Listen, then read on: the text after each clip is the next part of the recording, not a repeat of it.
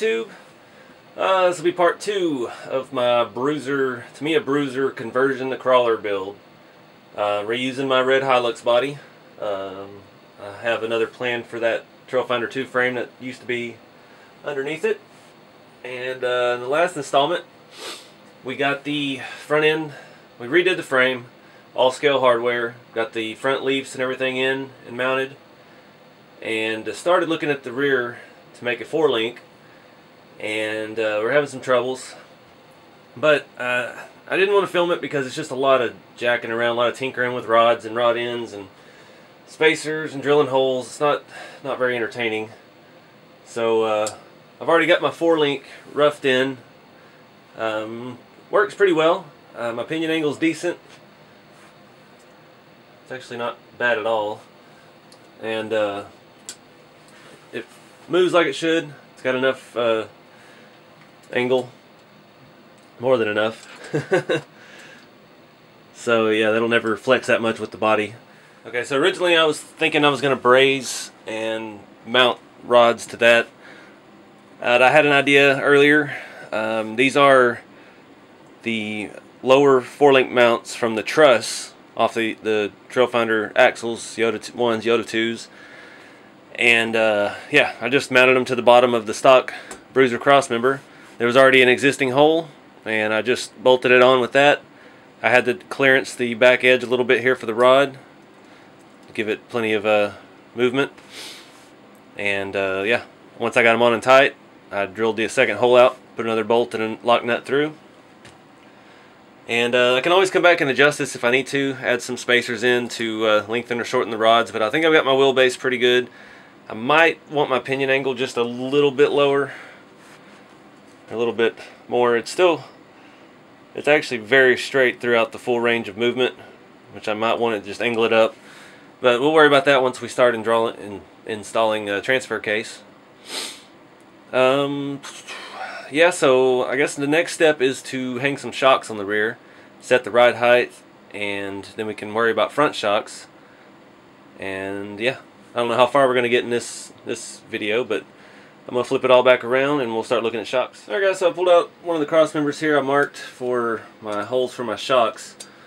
I'm going to mount them at an angle roughly there, get my ride height about right. I'm going to have to space these pretty far away from the cross member because they are hitting the axle, the way it articulates.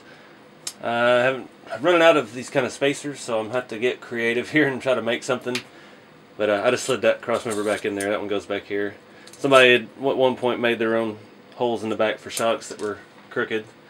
So I'm going to take this one, drill my holes out I've marked, and see how that sits on there. Alright guys, so that came out good the first try, surprisingly.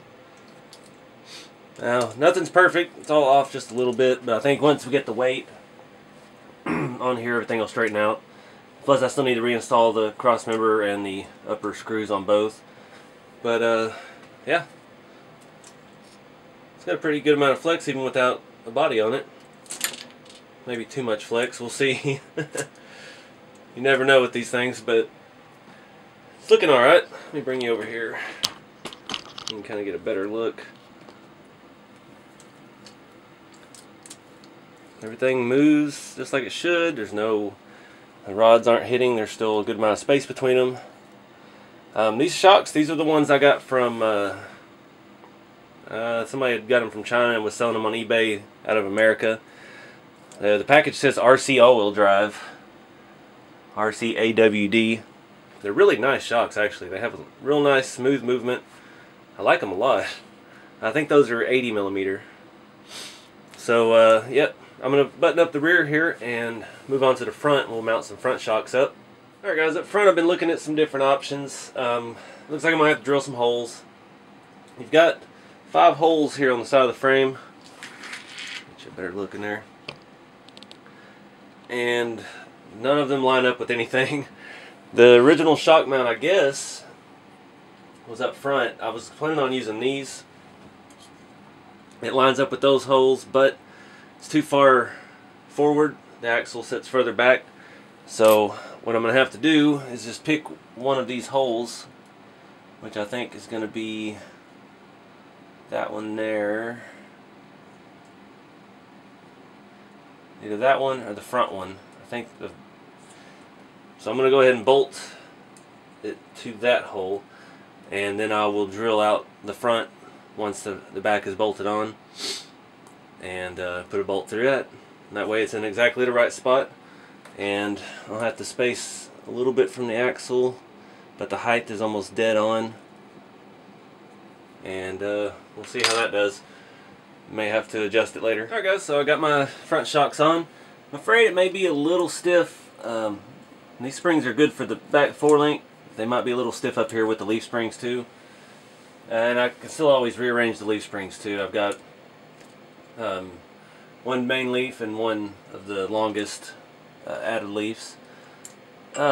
These mounts are from Trailfinder 2. I've got a lot of these. These are the stock ones. They're shorter.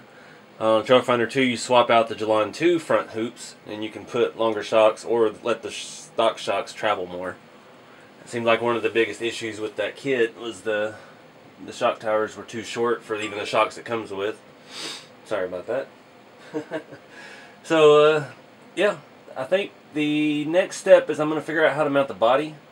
That way we can check our wheelbase and our flex and clearance and everything.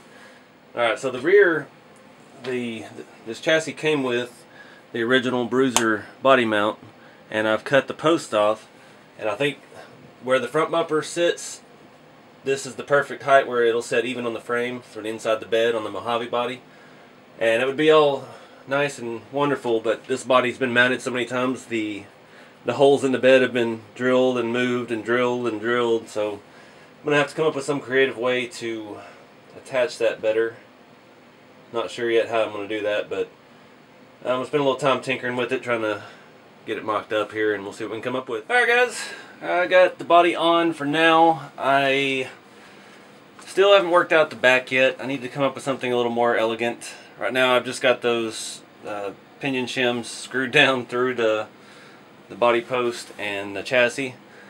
The front, I've made that bent piece of steel. It's bolted through the front cross member and the frame rails, and it goes through the original bumper mount holes, and I've got that custom bumper on there, which I can't remember where I got.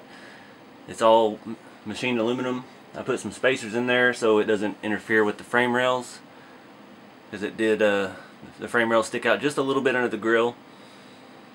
I'm running out of scale hardware, so that's why those screws in there are way too long, and I don't have nuts on them yet. I've about used up all of my supply of locked up RC stuff. But yeah, it's sitting pretty good. The wheelbase is still an issue a little bit. I got the tire turned all the way, so setting, it looks alright. We're not going to have a whole lot of flex in the front. That it is going to rub back here, may involve a little more trimming. The rear, because the forelink is mounted up so high, it travels just straight up in there, so I don't have to worry about much of that. It's going to rub dead center and inside of the frame rail. So these big old tires, it might be a problem later once we get it driving. I'm thinking the rear end's going to be a little too soft. Once I get a drivetrain in it, get a battery in it, get it all loaded up, it's still pretty light. And the front is super heavy, but I'm not going to adjust any of that until we get everything in. That's gonna wrap this video up. I think though I'm leaning more towards using my R3 from the Cruiser and just standard transfer case, which we'll have to modify the cross member for the center a bit more, and I probably don't have any drive shafts that are gonna be long enough to reach what I need them to on this, but I think it's might be the best looking version of this truck yet. I really like the bob bed, but you can't beat having the Bruiser frame in there. I just think something about that looks right. Let me show you the back side. Alright, you can see just barely the edge of the frame rails. It's about a ½ inch space between the bottom of the floor and the chassis. So might bump that up a little bit so the rails come out down below the tailgate. Since this has the roll pan hacked off, it would look more scale that way, but I really don't want to do a whole lot more lift, but I may have to add a little bit on the back here just just for that reason. The rails and everything are parallel on the rockers. The center of the frame is parallel to the rockers, and it looks right in that regards. You can even see it. There you go. The yeah, the frame rails are just about. They could probably go up a little bit in the back and still be all right, but other than that, the next step is the drivetrain. Like I said, let me get it flexed out here. We can see how little flex it has. There it is. It's not much in the front, but like I said, once we get a motor and transmission and everything up there, it will flex more in the front. This is very similar to the setup I had before on my old green Hilux. Except the bed was bobbed more, but it wasn't, you know, it wasn't a Bruiser, but it had a 4-link in the rear and a heavy leaf set up front, but that truck was so heavy that it just worked. And that's kind of what I'm hoping this turns out. I'm probably going to have to beef up the rear suspension, but yeah. So that's where I'm going to wrap it, guys. I appreciate you watching, and stay tuned for more. This build still got a little ways to go, and we always got hot rods to build too. So thanks for watching. I'll see y'all in the next video.